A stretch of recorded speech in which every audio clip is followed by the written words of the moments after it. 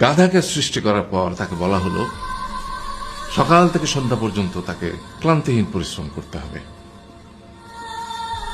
সারা জীবন তাকে পিঠে ভারী বোঝা বইতে হবে, খেতে পাবে শুধু ঘাস, আর তার মাথায় কোনো বুদ্ধি থাকবে না। তার আয়ু হবে 50 বছর। গাধা করজোড়ে সৃষ্টিকর্তাকে বলল, আমি এত বছর বাঁচতে চাই না, আমাকে 20 বছর আয়ু দেওয়া হোক। সৃষ্টিকর্তা সেটাই মঞ্জুর করলেন।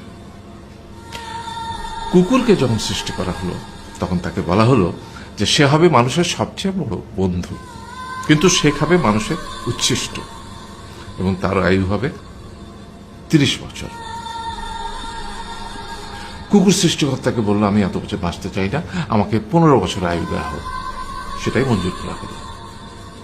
এরপর বানরকে বলা হলো, তুমি শুধু গাছের এ ডাল থেকে ও ডালে ঝুল খাবে এবং নানান রকম ফন্দি ফিকির করে মানুষকে আনন্দ দিবে, তোমার আয়ু হবে 20 বছর।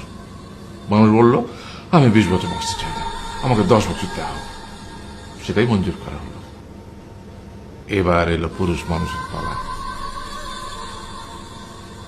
তাকে বলা হলো যে তুমি হলে প্রাণীকুলের মধ্যে সবচেয়ে বিচক্ষণ এবং বুদ্ধিমান, সেই জন্য তোমাকে প্রাণীদের শিরোমণি করা হলো এবং তোমার আয়ু হবে 20 বছর।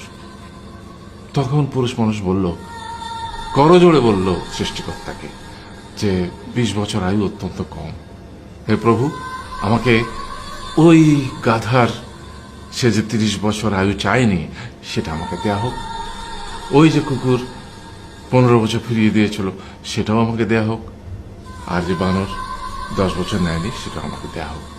20 বছর অত্যন্ত কম, আমি দীর্ঘদিন বাঁচতে চাই। সৃষ্টিকর্তা সেটাও মঞ্জুর করলেন।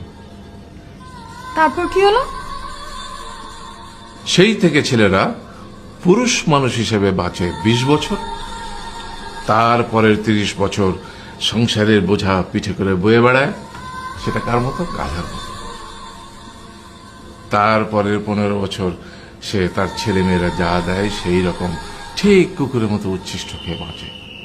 আর তারপরে বৃদ্ধ বয়সে ঠিক বানরের মতো, যেমন গাছের এডাল থেকে ওডাল ঝুল খায় বানর, তেমনি এই ছেলের বাড়ি থেকে ওই ছেলের বাড়ি, আর নানান রকম ফন্দি ফিকির করে তার নাতি নাতনিদের আনন্দ দেওয়ার চেষ্টা করে।